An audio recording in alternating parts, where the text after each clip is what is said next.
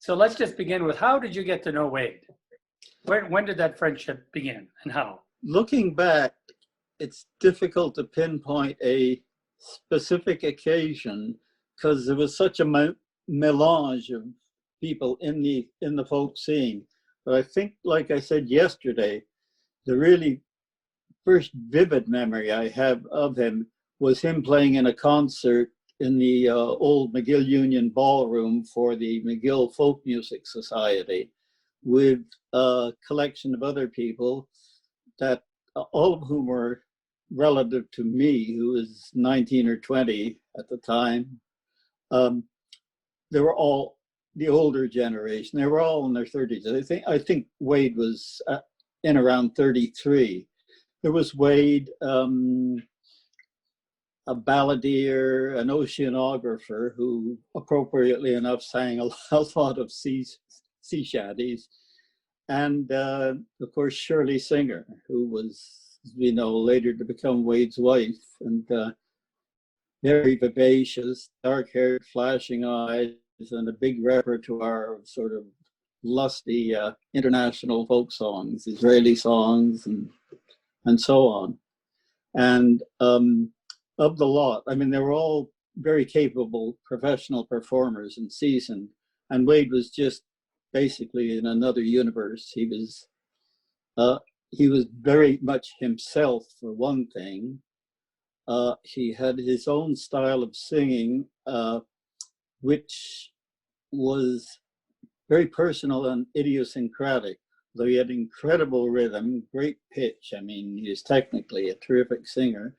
He sang a melange of raunchy calypso songs at some point because he was hanging around. He spent quite a time with a group of Montreal Trinidadians who were doing, quote, the real calypso music. And this was years before Banana Boat Song and Harry Belafonte even appeared. And he was also doing a selection of his own songs, which were just knockouts. I mean, nobody had heard anything like that. Was he accompanied by other musicians when he was singing his own songs? Not all by himself. He didn't need any accompaniment. He was a superb guitarist, very distinctive style. I won't say idiosyncratic, but very distinctive style. So were the audiences primarily students or academics? Basically, yeah, the McGill community and other folkies who, around the city who'd heard, but really the folk music scene in Montreal as such was really just starting. There weren't, I don't think, any functioning coffee houses at that point. They came along maybe a couple of years later, they started to appear. And I believe that the sort of venues, the two foci, if you like, were the McGill Folk Music Society and the Sir George Williams Folk Music Society. Sir George Williams turned later into Loyola and Concordia. And those two poles, people tended to go back and forth. So the story of the I'm Alone, you would suspect it has been influenced by that Trinidadian grouping of musicians? Absolutely. I mean, his guitar style is his adaptation of a typical guitar style that calypso singers, not just in Trinidad, use. It's percussive and highly rhythmic, and he mastered it. And I think he tweaked it as, to suit himself. Yeah. But it was very powerful, straight ahead playing. And I don't think it's any accident at all that the action of the song is situated in the Caribbean, and he used that musical tradition or language to tell the story. Where do you think the inspiration for the song came from? Is it his knowledge of Caribbean history? It is a contraband song, of course. We can talk about whether or not it is a sea shanty, but where did the story come from in his mind? According to him, I don't know at what age he read a long newspaper piece on the story and then remembered that back in early teens or childhood, he remembered his parents discussing it at the time it happened because it was a rum runner being sunk by the American Coast Guard, international incident. And I guess was all over the papers for a while, lawsuits and so on. Yeah, he served in Newfoundland and Labrador during the war. And of course, Yeah. Captain John Randall, who was the captain on the schooner Yamalone, which was a schooner out of Lunenburg, Nova Scotia. Yeah. John Randall was from Trinity Bay, I believe, in Newfoundland. Yeah. Yes, So there is a possibility that he would have heard of that legend even back then, because the sinking took place in 1929. Yeah. You're right. It did take 6 or 7 years for it to be resolved. And I believe future Governor General Vincent Massey played a role in securing the release of John Randall and his crew. I seem to remember reading that. I did an awful lot of research when I started to write this piece on Wade. I've got a telephone book full of reference and some newspaper articles and whatnot. Well, he's a fascinating guy. Yes. And a good number of people wrote a good number of very interesting slants. Yeah. What I found interesting about that too is that even in his own memoir, John Randall, when he writes about the Amalone, does not refer to Vincent Massey at all. No. There's no reference to it. There's a reference to another cultural attaché, but nothing to Vincent Massey. Yeah. Now the illustrations by Peter Whalley, did you know Peter Whalley personally? And I met him a couple of times. Although I was up in the Southern Laurentians a lot and had known Wade for 20 years, my wife's family had a place just up 15 miles up the pike, their ancestral lair up at 16 Island Lake. So I was in that area a lot, but confined to that particular place a lot of the time until I'd say the early 80s, when I started to commute back and forth between Morin Heights and 16 Island Lakes. I don't know whether you want to publish it. Well, she's long gone, to get away from my mother-in-law and to help Wade out with Irene, who was in particularly good shape at that time. Her rheumatoid arthritis was very bad. Her hearing had deteriorated seriously. And she, generally not in the good humor a lot of the time. And Wade and I used to rescue our mutual rescue operations from these domestic scenes and just go off and drive, visit the local watering holes.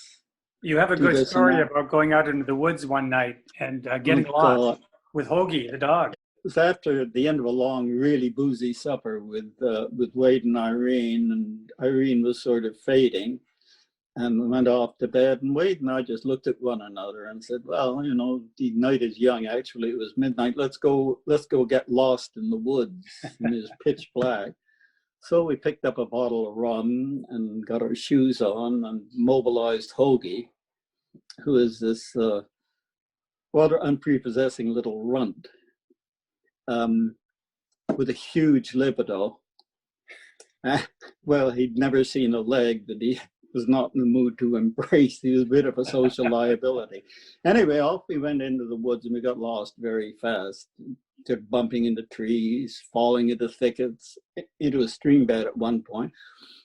Kept taking pops of the bottle and feeling pretty good about it all.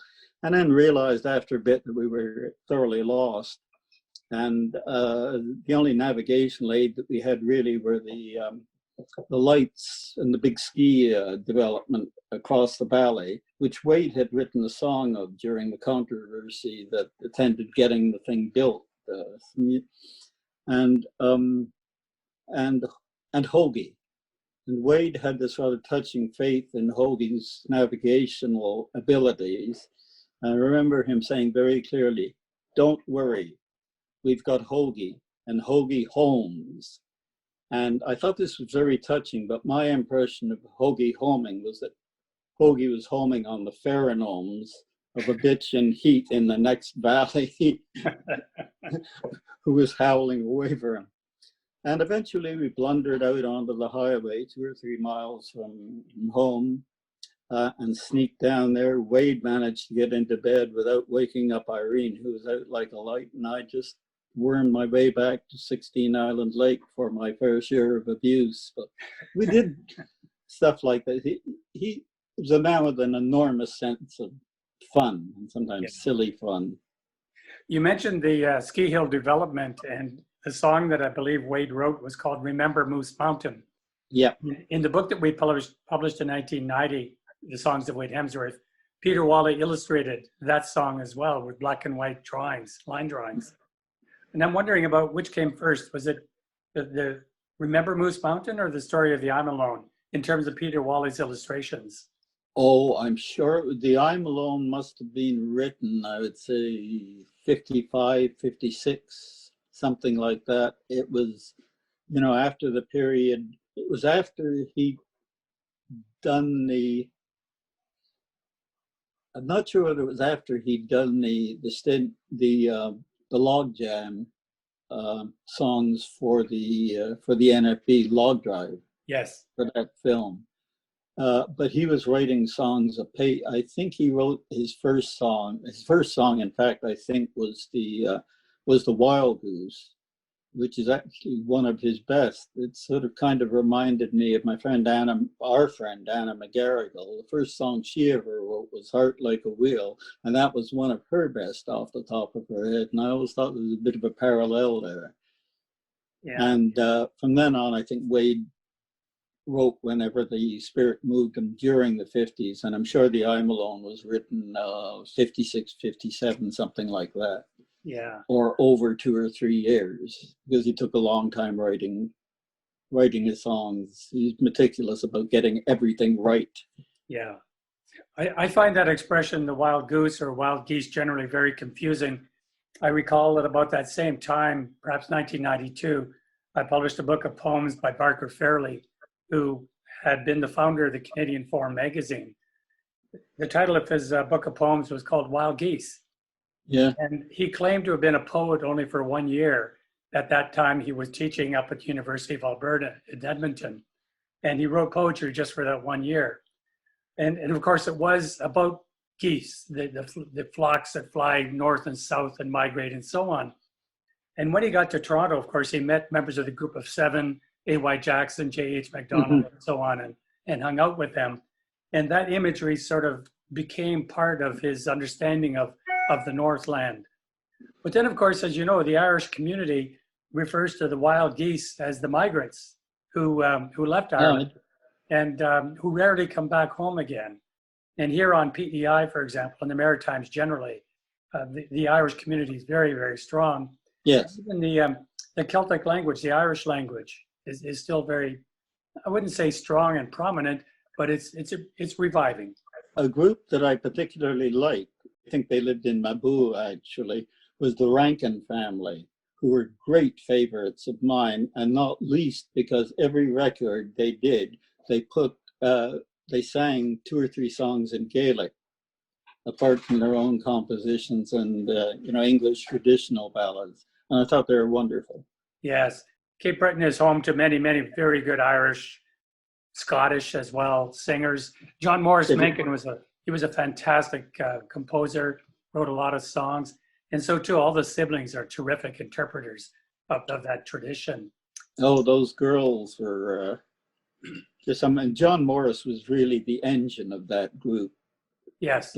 The piano player, the fiddler, often the composer, but he was the one who drove it. And it was a great pity when he had that accidental death, I think, driving his kids to a hockey game. And went off the road and drowned.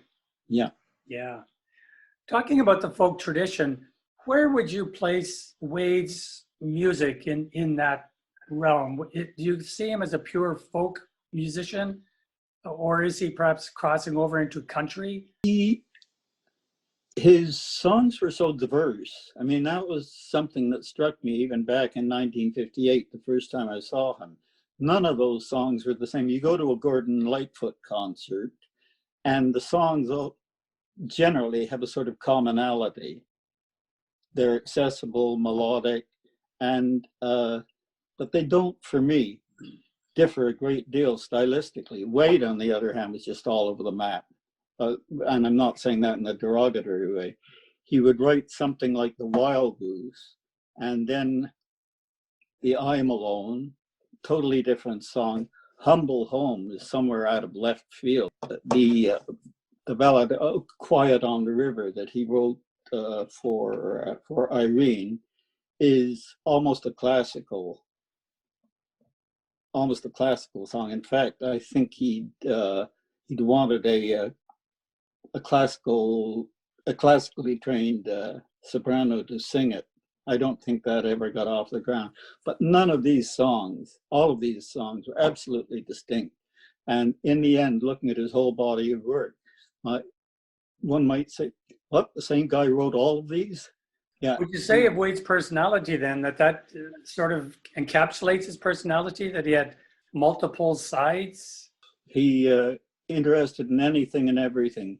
Musically, fascinated with traditional music, and I think that started with him during his stay in Newfoundland. I think that was where he was first exposed to sort of raw old ballads. And there was something raw about Wade singing. You mentioned in your writing about Wade the definition of sea shanty and whether or not the I'm Alone could be considered a sea shanty. Can you expand on that? It's a narrative ballad, and sea shanties are like basically typical work songs, chain gang songs, where the leader of the group, the man with the strongest voice and the most indefatigable one, will sing out a line like, "Oh, Ranzo was no sailor," a line like that, and then the chorus would come in with the whole group, "Ranzo boys, Ranzo," rhythmically, and they were pulling on, a halyard or raising the sea or raising the anchor. And that's characteristic of all sea shanties. It's certainly a song about the sea. Shenandoah is across. Shenandoah is actually I would call a sea shanty. And there were, halyard shanties for working different shanties with different choruses to fit the particular action, the work being done. And the I'm Alone's got this beautiful, sweeping, repetitive chorus. I had trouble with a critical part of the song. Peter Whalley had taken the pivotal moment where her gun stitched the seam along the I'm Alone's water line. It wasn't at all clear what was going on. I sat down with my daughter and drew up a little storyboard.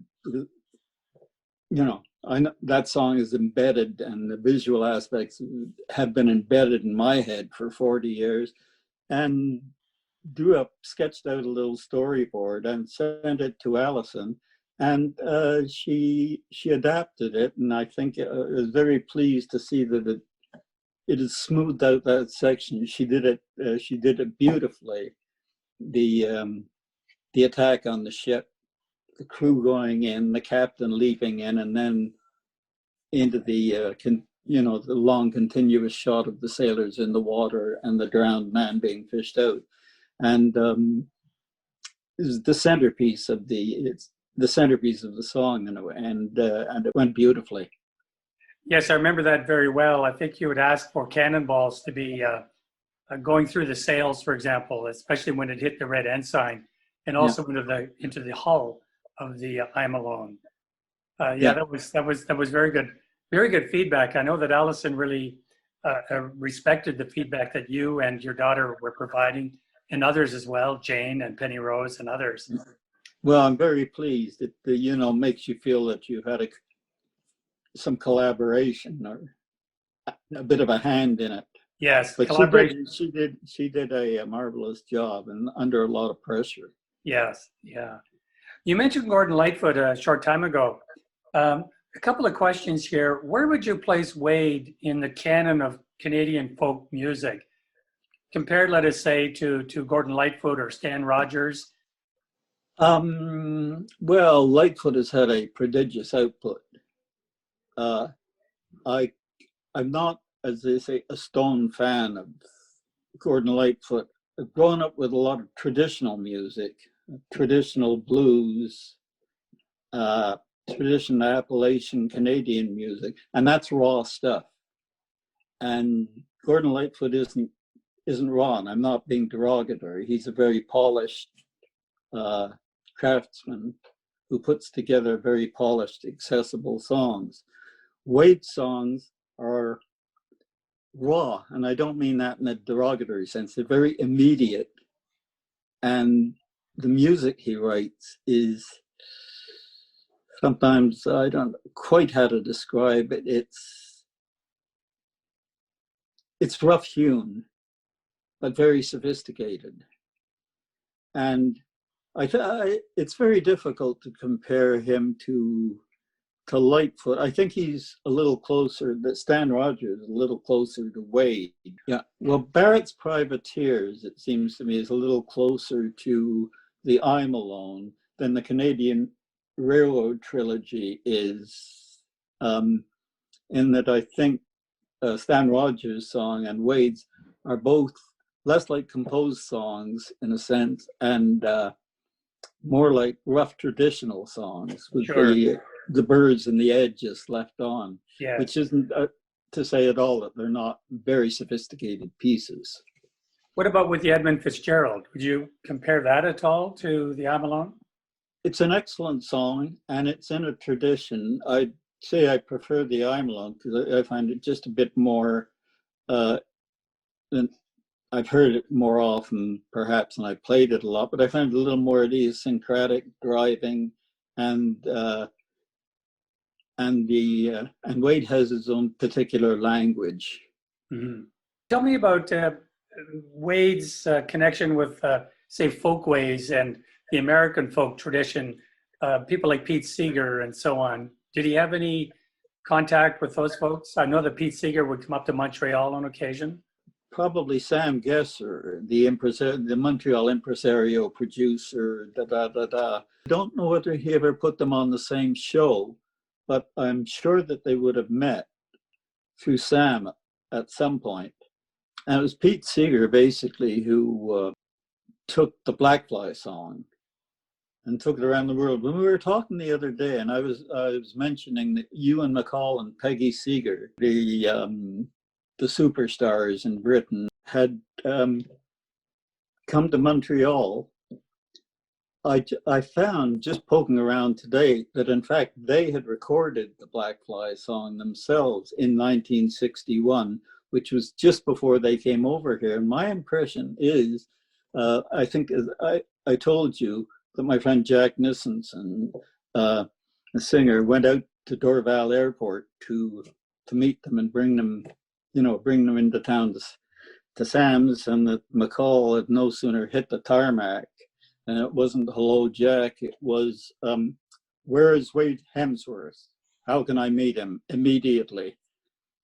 And I guess that was just on the strength of having heard and recorded the Blackfly song, because Wade did have that early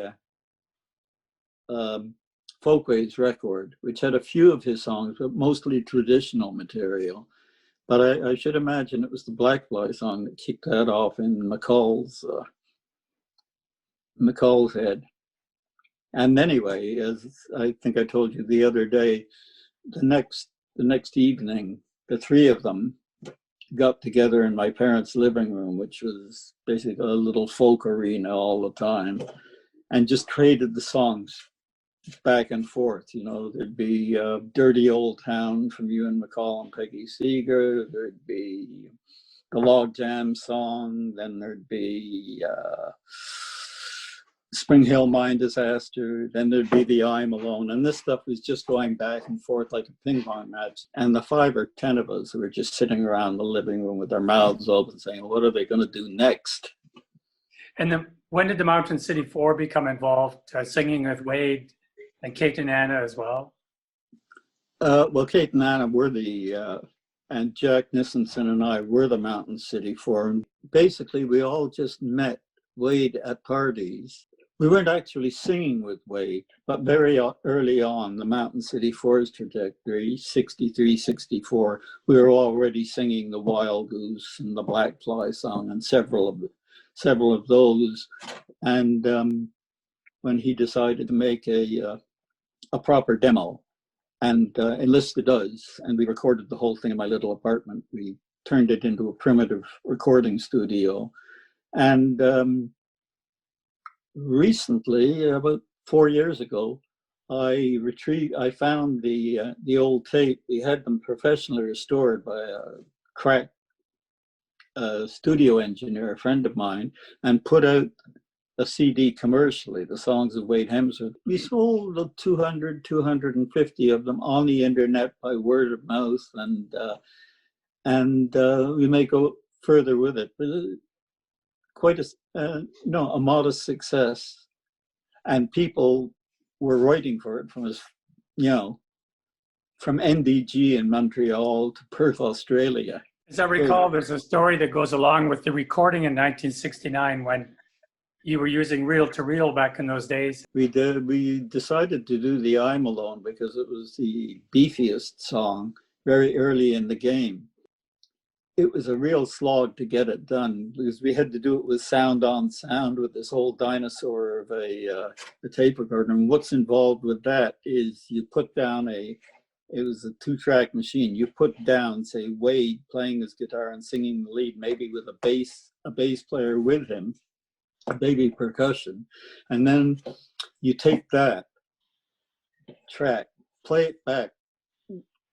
We couldn't do anything with headphones like modern studios. Play it back into my stereo, which fortunately had all sorts of filters and whatnot. And if you play that back into the room with all the filters on, treble, bass, everything turned down, so you won't get feedback because you have a live mic, and you sing along with it, and then combine the 2 tracks, and just. If you've got 5 or 6 people singing to this very subdued sound coming out of the speakers, it takes ages before you get it synced properly.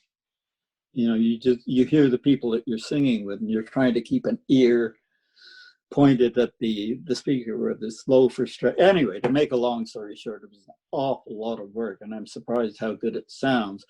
But the first version of it was left on my tape recorder, and I came home after a weekend. There are a lot of junkies in that neighborhood.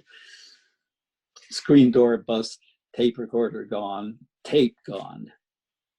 So from then on, I couldn't afford more tape recorders, and certainly not afford to lose all that work. As Anna McGarrigle remembered, I took to taking the tapes off, hiding them whenever we'd had a session, and taking the tape recorder and sticking it in my oven. And managed to keep it and keep all the tapes. Yeah. And much later, we had to re-record the I'm Alone again.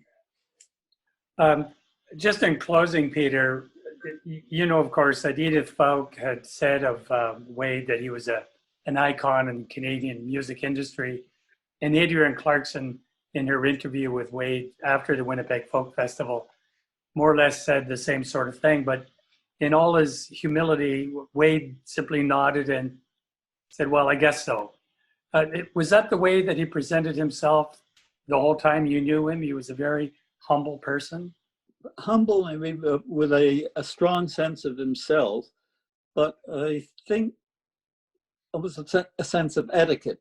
You don't put yourself out there, but I think as far as making the music, he certainly enjoyed, for example, the popularity that the Log Driver's Waltz had and the Black Fly when they were made into very classy National Film Board films, and he certainly enjoyed his songs getting out there and being heard, but he wasn't driven to be a performer, as I think he said at one point, that maybe quoted from that book you had, that asked whether he would, why he wasn't in the music business composing all the time. He's saying if he were in the music business, he'd be thinking about business all the time and not the music. And he wasn't a formulaic writer. He didn't sort of sit down like Bob Dylan or Lightfoot or any of those prolific songwriters who just get up in the morning. Dylan would get up in the morning and write 6 songs. Well, that was all he did. But Wade had, very varied and interesting life and a lot of interest. And he wrote when something caught his fancy. And then he worked long and hard and meticulous until he got it perfect, because he was a perfectionist. That idea of perfectionism, I recall another story that you had related some time ago about the breath in one of the songs. And how did that go? Try to say, and he lathered us with bacon, grease, and balsam gum. Say that 3 times very fast if you can. You can't. On that CD, the demo tape we made, Wade took that song at a really fast clip and was spitting out those lines, perfectly articulated and even flexible phrasing. And Anna McGarrigle decided she wanted to sing the song at some concert. I don't know why she wanted to, but she complained to Wade, Wade, but there's no place to breathe in this song. And Wade sort of drew himself up mock sternly and said, Anna, singers don't breathe, they sing. That's a good anecdote. Yeah. Peter, I want to thank you very much for this. And if there's anything that you think of later on that we should add to this tape, or perhaps do another interview, it would be great. Yeah, well, no, this has been wonderful. I revered the man. He was quote my best friend for a good long time, and I had that privilege, and it's wonderful to be able to talk about him. Thanks again, Peter. Nice to again. No, this is a wonderful talk. Right on. Thank you. Bye. Bye.